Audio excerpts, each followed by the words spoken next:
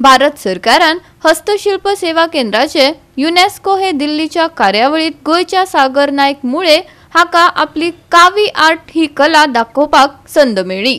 पळयात सागराची कला दाखयता आमचो रिपोर्टर कृष्णा नाईक।